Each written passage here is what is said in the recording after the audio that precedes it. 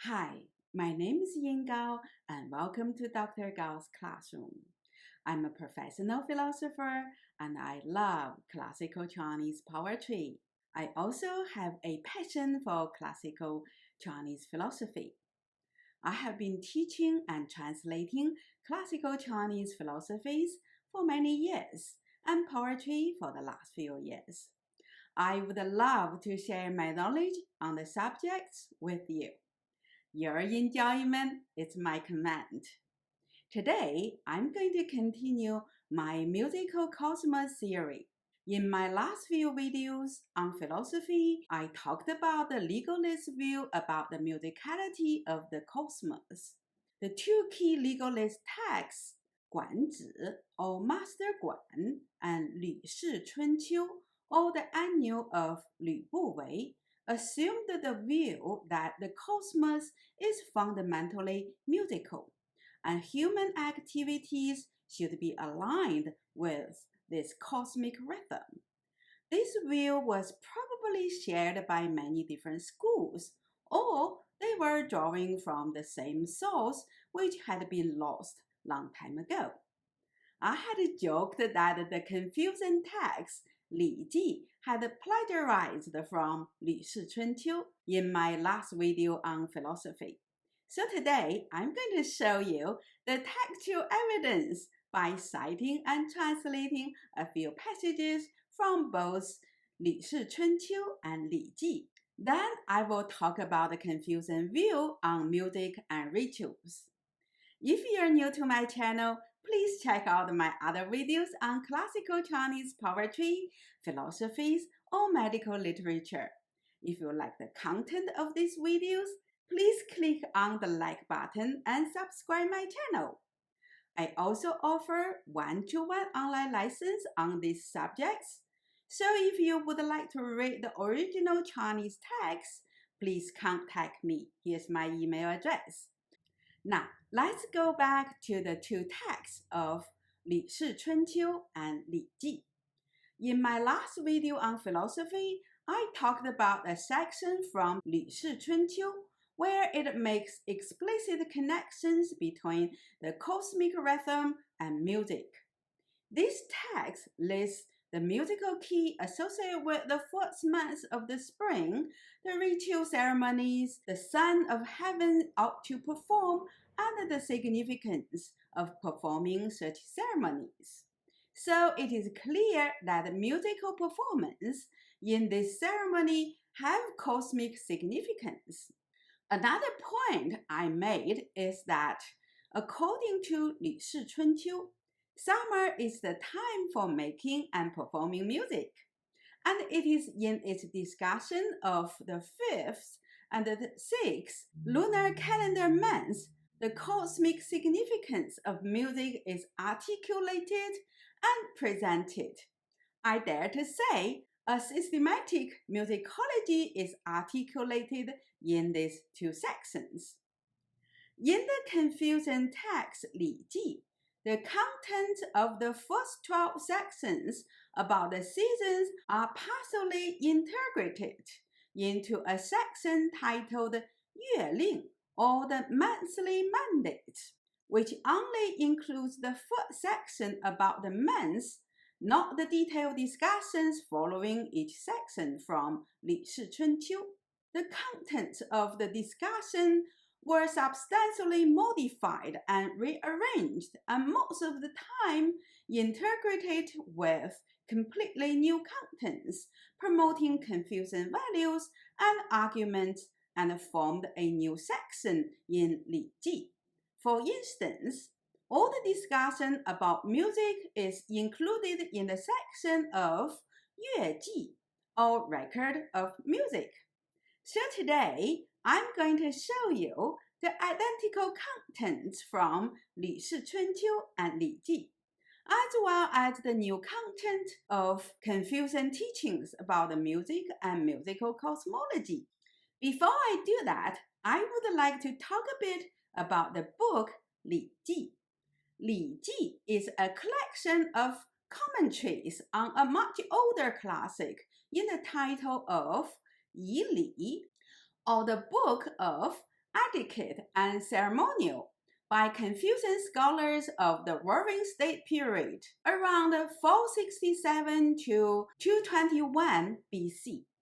However, the book was scattered during the late Warring State period and during the chaotic time when the Qin dynasty fell apart, and the subsequent wars before the Han dynasty was finally established in 202 BC.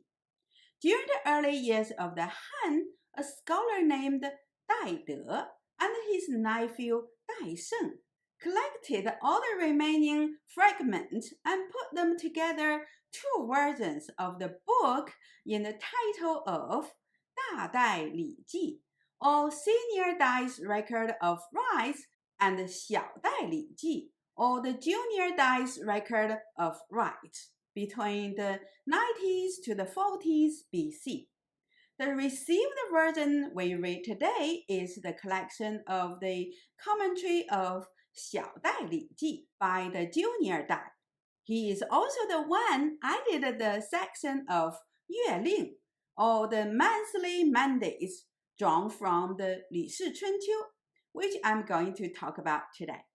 Around 134 BC, the 7th Han Emperor Liu Che decided to make the Confucianism the state ideology, and the Confucian school experienced a bloom during the following 2 centuries of the Han dynasty.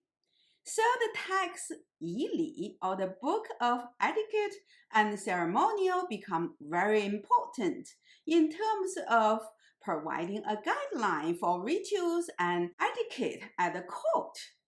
And the 小代礼记, or the Junior Dai's Record of Rites, also become quite important during the remaining years of the Han dynasty.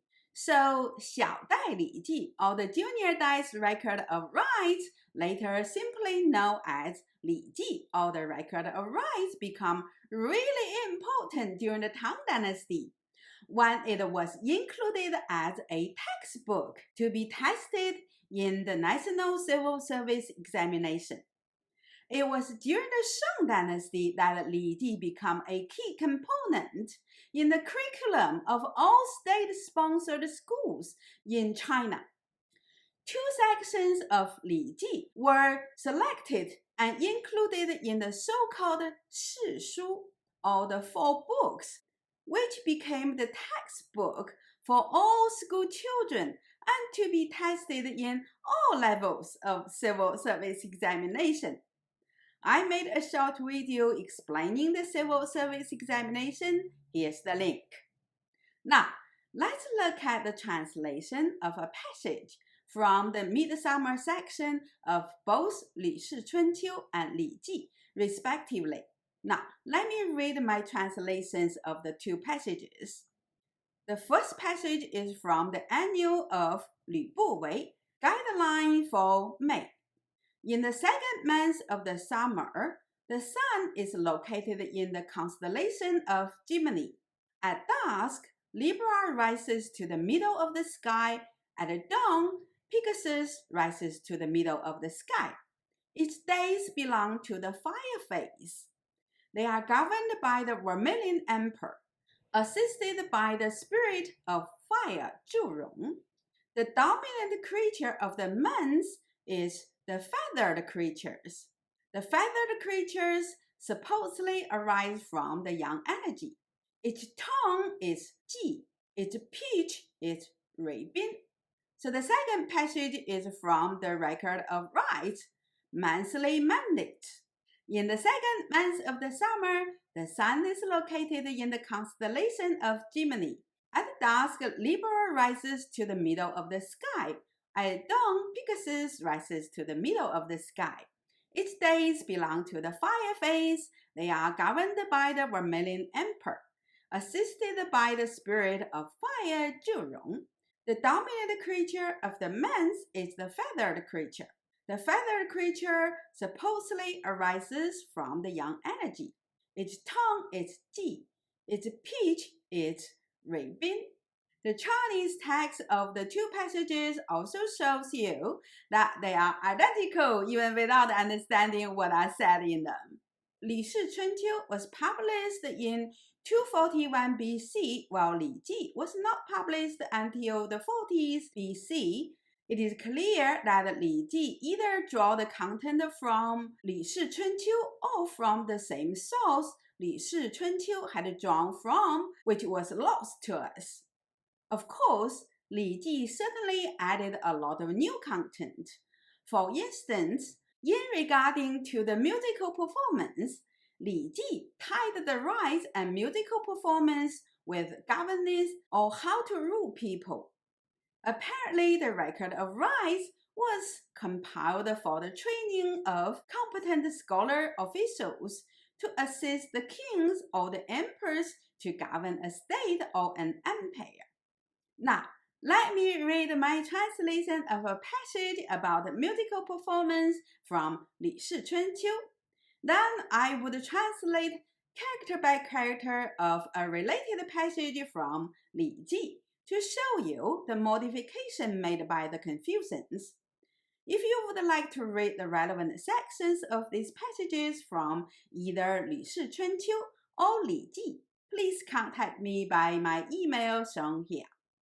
This is the passage from the Li Shi Chunqiu 大乐, or the annual of Lü Buwei, grand music. All musical performances are connected to governance, and they can change people's customs and habits. Customs and habits are rigid, but musical performance can transform them. Hence, during the orderly time, one can understand a people's custom by observing their musical performance, understanding their ruler by observing their politics. Hence, the former said kings devised the rites and musical ceremonies, which were not intended to please people's ears and meet their flesh pleasures. They were intended to teach people to regulate their likes and dislikes, and make them to act according to the cosmic patterns and doing the right thing. From this passage of Li Shi Chunqiu, we can see that the text has connected musical performance with governance. Musical performance, along with rituals and etiquette, were devised by the former sage kings to regulate people's behaviors so that they would do the right thing.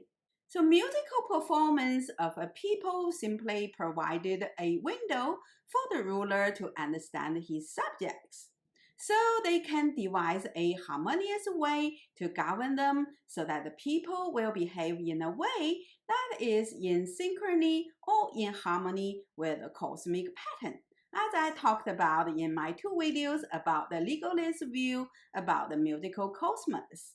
But in the related passages from Liji, a whole system is devised for governing people, including not just musical and ritual performance, but also rules and punishments. Apparently, a theoretical framework for social control were devised here. Now, let me read the selected passages in Chinese first. 凡音者，生于人心者也；乐者，通伦理者也。是故审声以知音，审音以知乐，审乐以知正，而治道备矣。是故先王甚所以感之者，故礼以导其志，乐以和其声，正以依其行，行以防其间。礼乐行政，其即一也。所以同民心而出治道也。Now, let's look at the first 2 lines. 凡音者，生于人心者也；乐者，通伦理者也。凡 means all. Yin literally means tones. But since here musical performance is discussed, so I interpret it as songs, which make more sense than tones. 者 is the mark for a stop. 生 means arise. 于 means from. 人 means human. 心 means heart. 者也 is the mark for a full stop. 乐 literally means music. However, in Confucian tradition, 乐 is almost always used in combination with 礼. Roger Ames, the great Chinese philosopher, translates 礼乐 as ritual and musical performance. This translation plus interpretation is more accurate than simply translate the two terms separately as rite and music, although the latter is a literal translation. Because 乐 is the musical performance including singing and dancing as well as playing musical instruments accompanying the ritual ceremonies. So I adopted Roger Ames' translation of 礼乐 as ritual and musical performance. 者 here is a mark for a stop. 通 means connect. 伦 literally means order, but it also has the meaning of making order or sorting things out. So 伦 means sorting out a relationship among people. 礼 literally means the pattern you observe on a rock, which was extended to all nature patterns. So 伦理 means to behave appropriately in accordance with how one related to other people. For instance, a father should love and protect his wife and children, etc. So ethics is translated as 伦理学 in Chinese, or the discipline of ethical human relationship, or simply ethics. And 者也 again is the mark for a full stop. So the two lines can be translated as all songs arise from human heart. All musical performances are connected to human relationships. 是故审声以知音，审音以知乐，审乐以知正，而知道备矣. So 是故 means hence, 审 means examine, 声 means voice, 以 means to, 知 means understand, 音 means sound. 审 again means examine, 音 means sound, 以 means to, 知 means understand, 乐 means musical performance, and 审 again means examine, 乐 means musical performance, 以 means to, 知 means understand, 正 means politics, 耳 means then, 治 means to rule, and Dao, of course, means way. Bei means device. Yi is a sign for a full stop.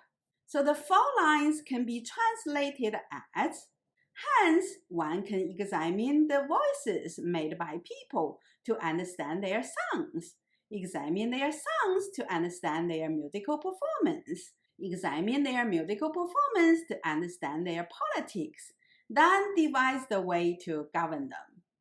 是故先王甚所以感之者，故礼以导其志，乐以和其声，正以依其行，行以防其间。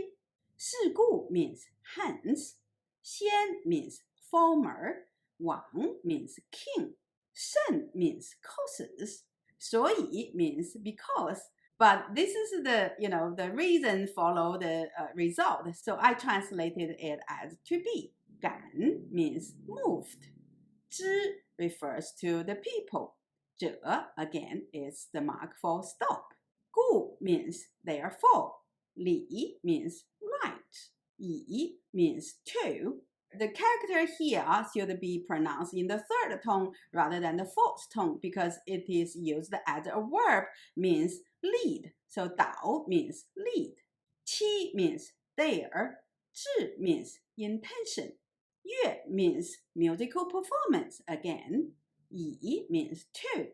和 means harmony, but it is used as a verb here, meaning to harmonize. You can imagine when you join a crowd in singing and dancing. Well, you're not thinking independently when you're doing this. You fall into steps with the others. This is how propaganda works. Once you fall into steps with the others, you also act in unison with the others. This is how a pattern of behavior can be established. Sound like psychological manipulation? Well, it is. Qi, of course, means there. Sheng means voice. Zheng literally means govern. It also means to set up rules to govern. So here I translate it as rule. Yi means two. Yi literally means one. However, here it is used as a word, meaning to standardize people's behavior so that they can act like one person. So I translate it as standardize. Qi means there. Xing means behavior. Xing means punishment. Yi means to. Fang means prevent. Qi means them. Jian means cheating. So these four lines can be translated as, hence, the former king were cautious about what moved his subjects, and implementing rites to lead them, devise musical performance to harmonize their voices, rules to standardize their behavior, punishment to prevent cheating. 礼乐行政，其即一也。所以同名性而出自道也。礼 means right. 乐 means musical performance. 行 means punishment. 正 means rule. 七 means there. 即 means the ultimate goal. 一 means the same one. 也 is the mark for a stop. 所以 means in order to. 同 means unify. 民 means people. 心 means heart and mind. 耳 means and. 出 means work out. 治 means govern. 道 means way. And 也 is a mark for a stop. So these three lines can be translated as the ultimate goal of rites, musical performance, punishment, and rule is the same one, that is, to unify people's heart and mind, and work out a way to govern them.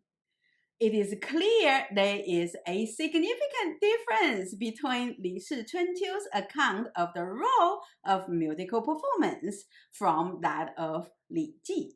Although it talks about how musical performance can transform people's costumes and habits, hence maybe also transform their behavior, but nothing about integrating it with punishment and social control as in Liji. The Confucian view on musical performance certainly carries a far more political significance. Musical and ritual performance were deliberately devised by the former sage kings to lead the people to a particular way of life. Furthermore, these musical and religious persuasions were reinforced by guidelines or standards of behavior as well as punishment. This is clearly a theoretical framework for controlling the people for social order. No wonder the Han emperors and all the emperors after them loved the Confucianism and kept the Confucianism as the state ideology for the following 2,000 years. Okay, I'm going to talk a bit more about the Confucian teachings outlined in the book of Liji in my next video on Chinese philosophy. Hope you like the content of this video. If you're new to my channel, please check out my other videos on classical Chinese poetry, philosophies, or medical literature. If you like the content of these videos, please click the like button and subscribe my channel. I also offer one-to-one online lessons on these subjects. So if you would like to read the original text with me, please contact me. Here is my email address. Thank you for watching my video. I'll see you next time.